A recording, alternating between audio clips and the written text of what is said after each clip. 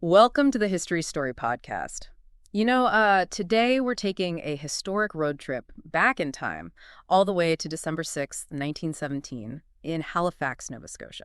Ooh, Halifax. Yeah, forget those ghost stories, everyone, because today we're going deep, really deep into an event, a moment in history where the everyday just kind of twisted into something straight out of Apocalypse. You know, the Halifax explosion. That's right. This isn't something made up in a writer's room. It's a documented historical event.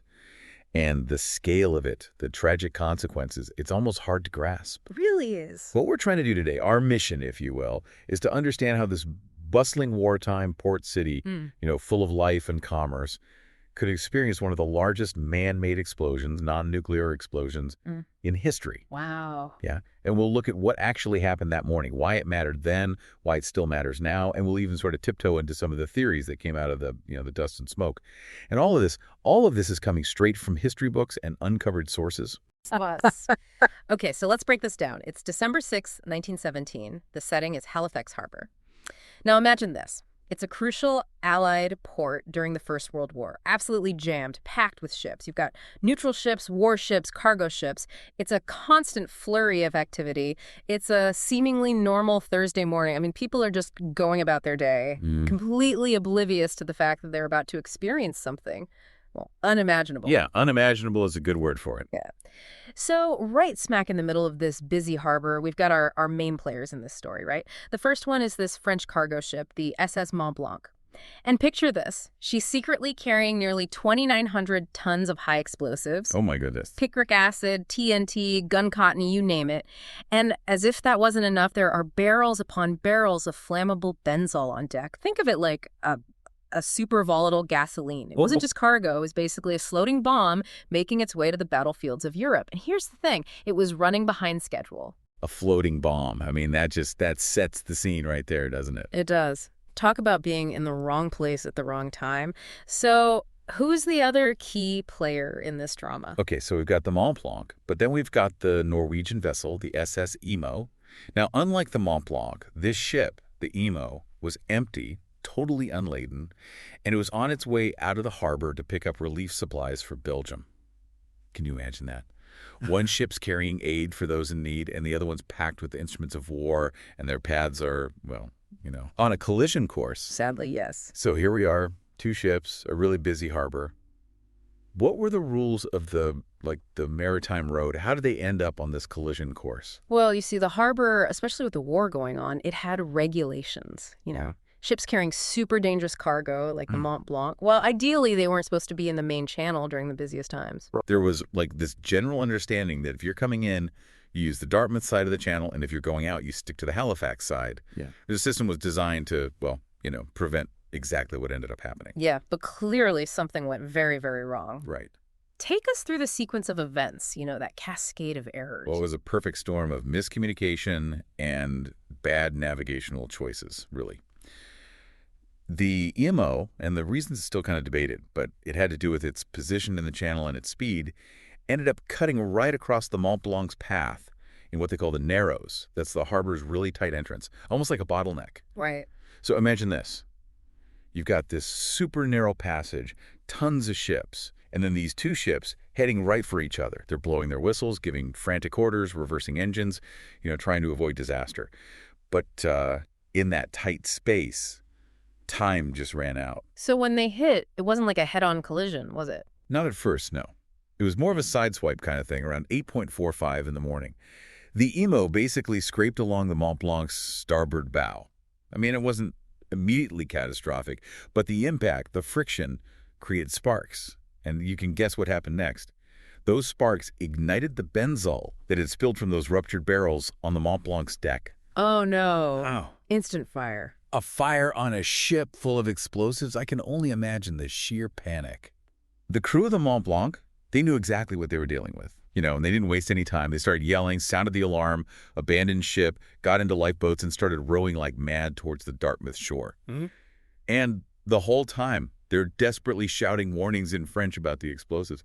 But the thing is, those on the Halifax side, they couldn't understand the warnings, or they just didn't hear them. Oh, wow. Just a reminder of how quickly a seemingly controlled situation can spiral out of control, especially when you've got all these human decisions happening under intense pressure. It's kind of surreal to think about that this burning ship, unmanned, is just drifting towards the Halifax side. Yeah, it was almost like a macabre scene unfolding in slow motion. The Mont Blanc, completely engulfed in flames, drifted toward Pier 6 on the Halifax waterfront. And people, well, they were drawn to the spectacle. It was like something out of the ordinary was happening. They gathered at their windows in the streets, all along the harbor. Firefighters rushed to the scene. A naval boat even approached the burning ship. None of them had any clue what was really going on, the true destructive power lurking inside that vessel. Yeah, it really is like watching a train wreck in slow motion. And then it happened, 9:04.35 a.m. That moment that's forever seared into Halifax's history. It's the moment the Mont Blanc detonated. Yeah. It's almost impossible to comprehend the scale of that explosion. It was one of the largest man-made explosions, excluding nuclear explosions, ever recorded.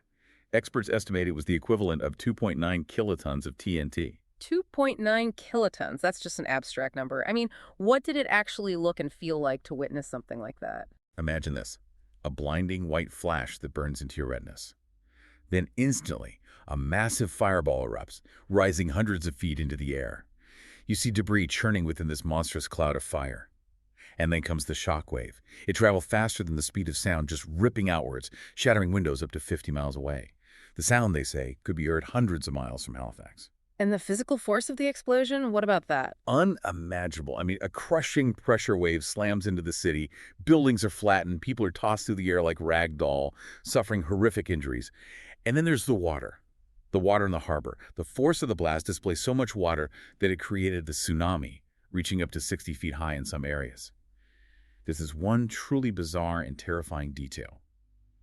The water around the Mont Blanc, it was vaporized for a brief moment by the heat of the blast, and the harbor floor was exposed before the sea rushed back in. Just imagine that. The harbor floor, visible for a few seconds. The harbor floor visible? It's almost impossible to wrap your head around it. What did the immediate aftermath look like? I mean, the devastation must have been just incomprehensible.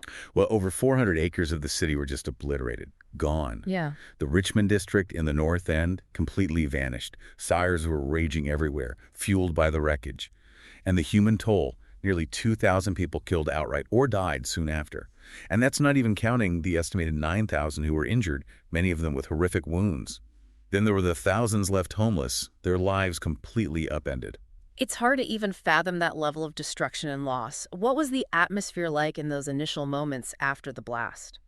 You know, it was pure chaos. Tragedy everywhere you looked. People were in shock and disbelief. The normal routine of a Thursday morning, it had been shattered violently. This wasn't some distant battlefront. This was their city, their homes, their families ripped apart by this unimaginable force. And it all stemmed from human error against the backdrop of a world at war, which adds another layer of tragedy to this. So, Halifax was a key part of the Allied supply chain during World War I. How did that play a role in this disaster? Halifax Harbor, it was absolutely vital to the Allied war effort. It was a staging point for convoys carrying vital supplies and troops to Europe. This made it an incredibly busy port. There were warships, neutral ships, cargo ships, all of these vessels converging in one place, creating an atmosphere of constant urgency, of pressure to keep those supplies and troops flowing. That kind of environment, that need for secrecy and speed, well, it likely contributed to a situation where safety regulations might have been bent or risks taken. The Mont Blanc, carrying its deadly cargo, was just one small part of this massive wartime machine. In the aftermath, with so much destruction, what was the immediate reaction? What did people think had happened? Well, there was devastation, obviously, and just a tremendous amount of confusion. Communications were down, which added to the chaos. A lot of survivors, it's understandable they thought it was a German attack, maybe a bombing raid or shelling. Panic and grief, those were the prevailing emotions. But even amidst the shock and the horror, rescue efforts began almost immediately. Military personnel, police, firefighters, ordinary citizens, anyone who could help, they all started digging through the rubble, trying to find survivors. The hospitals were overflowing, and they had to set up these makeshift morgues to deal with the sheer number of casualties. Wow. Yeah. Were there investigations into the cause? I mean, was there any attempt to, downplay what happened or cover it up? Well, after something like that, there's going to be intense scrutiny and finger-pointing. That's just natural. Official inquiries were launched almost immediately. The captains of both ships, the harbor pilot who was guiding the Mont Blanc, the chief examining officer who was responsible for harbor traffic, they were all arrested and charged, although their convictions were later overturned. And while there wasn't a deliberate cover-up in the sense of hiding the truth, the initial headlines, They reflected a lot of uncertainty about the cause. You've also got to remember that this was wartime, and censorship was in effect, so that probably played a role in how much information got out, at least at first. But the scale of the devastation, it was just too big to ignore or downplay. So how is the Halifax explosion remembered today? Is it a significant event in Canadian history? Oh, absolutely. In Canada, especially in the Atlantic provinces, the Halifax explosion, it's a major part of their history, a defining moment that's woven into the fabric of their identity. Yeah. It's taught in schools, their annual memorial services, especially at the Halifax Explosion Memorial Bell Tower, which is a really poignant reminder of the event. The Maritime Museum of the Atlantic, they have a whole exhibit dedicated to the explosion. And there's also the story of the international aid that came pouring in after the disaster, especially from Boston. And that led to the tradition of the Boston Christmas tree, which Nova Scotia sends to Boston every year as a gesture of gratitude. It's a really beautiful symbol of the friendship and solidarity that emerged from that tragedy. It's incredible to think about how, even out of such a horrific event, something so positive and enduring could come about. Yeah, it's a testament to human resilience and compassion. Yeah. But it's also interesting that outside of Canada, the Halifax explosion doesn't seem to get the same level of recognition. You know, it's true.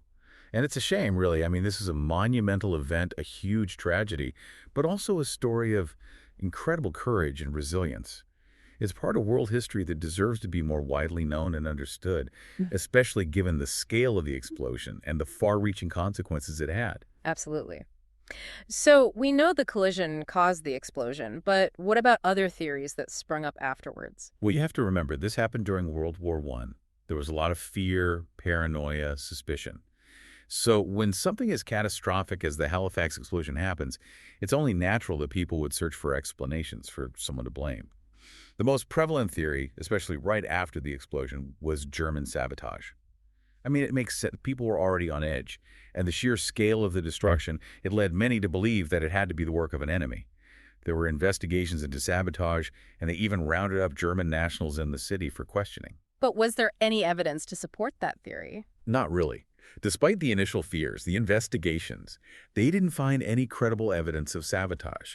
The timeline of events, the actions of the crews, the way the collision happened, it all pointed to a tragic accident, not a deliberate act. And while the sabotage theory, kind of lingered in the public imagination for a while, especially with all the wartime anxiety, the official inquiries concluded that it was just, sadly, a case of human error leading to catastrophic consequences. Makes sense. Were there any other, less dramatic theories or just misconceptions that emerged? Yeah, there were a few. For example, some people initially described the Mont Blanc as simply an ammunition ship. But that wasn't quite accurate. It wasn't just carrying shells or bullets. It was loaded with high explosives like picric acid, TNT, gun cotton. And as with any major tragedy, there were always some who looked for deeper meanings, maybe some kind of supernatural explanation, or saw omens in the events leading up to the explosion. But those, of course, those are more in the realm of folklore than actual historical fact. So the most likely explanation for the Halifax explosion is a terrible accident, amplified by the context of war, the dangerous cargo, and a series of unfortunate decisions. Sadly, that's the most likely explanation. It's a stark reminder that sometimes the most horrifying events, they don't need a grand conspiracy or a villain. Sometimes it's just human error combined with incredibly dangerous circumstances that can lead to unimaginable consequences. And the impact of this event, it extended far beyond that one day in December 1917, didn't it? I mean, how did this disaster shape the future, not just for Halifax, but in a broader sense? Oh, absolutely. The legacy of the Halifax explosion is deep and multifaceted. I mean, just look at urban planning. After the explosion, the devastated north end of Halifax had to be rebuilt. And in doing so, they incorporated some really innovative ideas for the time. They created the Hydrostone District, with its distinctive and sturdy houses, designed to be safer and more fire-resistant. And this district, it's still a thriving part of Halifax today, a testament to the city's resilience and its forward-thinking approach to rebuilding after such a tragedy. And what about disaster preparedness and response? I mean, surely this event must have prompted some changes in how we think about and prepare for such events. Oh, definitely. The sheer number of injuries from the Halifax explosion, especially the hundreds of people who suffered eye injuries from flying glass, this led to significant advancements in emergency medical care, particularly in ophthalmology. Also, the way relief efforts were organized, with aid coming in from all over Canada, the United States, and even Britain, this provided valuable lessons for managing future disasters on such a massive scale. Hmm. It really highlighted the importance of swift and coordinated action when faced with a catastrophe of this magnitude. And then there's the impact on safety regulations, particularly when it comes to handling dangerous materials. Right, I was just going to mention that. It seems like this event would have been a wake-up call about the need for stricter regulations, both in Halifax and around the world. It's exactly. Before the Halifax explosion, regulations for things like harbor navigation and the transport of dangerous cargo, they were often, well, let's just say, not as strict as they could have been. But after this disaster, it became impossible to ignore the potential for catastrophic accidents when handling these kinds of materials. So authorities all over the world, they started to implement much stricter safety measures. And the legacy of those changes is still felt today. It's a reminder that sometimes positive changes can emerge from even the most horrific tragedies. And of course, there's the Boston Christmas tree, that enduring symbol of friendship and gratitude between Halifax and Boston. It's a really heartwarming story, a reminder of the human connections that can be forged in the face of tragedy. Yeah, the Boston Christmas tree, it's a beautiful tradition. It's a testament to the outpouring of support that Boston gave to Halifax in the wake of the explosion. It's a story that's passed down through generations in both cities, and it continues to symbolize the enduring bond between them. And beyond the physical rebuilding and the changes in safety regulations, there's also the cultural impact of the Halifax explosion. It's found its way into literature, art, music, and it continues to shape the identity of Halifax to this day. Speaking of cultural impact, has the explosion been depicted in any novels, films, or other forms of art? Oh, definitely. In literature, one of the most famous works is Hugh MacLennan's novel Barometer Rising. It was published in 1941 and uses the Halifax explosion as the central event in the story. Another notable book is Burden of Desire by the journalist Robert McNeill, which is also set against the backdrop of the explosion. And there are many, many nonfiction books that have been written about the explosion, detailing the events, the aftermath, and the personal stories of those who were there. It might not have the same kind of, big Hollywood treatment as some other historical events, but there have been documentaries and even folk songs inspired by the explosion. But perhaps the most important impact is the way the Halifax explosion lives on in the memory of the people of Halifax. It's passed down through families, it's reflected in the way the city was rebuilt, and it's commemorated every year. It's become a part of their collective identity. It seems like the Halifax explosion is more than just an event in the history books. It's a living memory, a story that continues to shape the present. You're absolutely right. And speaking of those memories, there are some fascinating individual stories and details that really bring this event to life. And these are the deep cuts, the lesser-known aspects of the Halifax explosion that deserve to be remembered. I'm all ears. Let's hear about some of those deep cuts. All right, well, one of the most compelling stories is that of Vincent Coleman, the telegraph operator.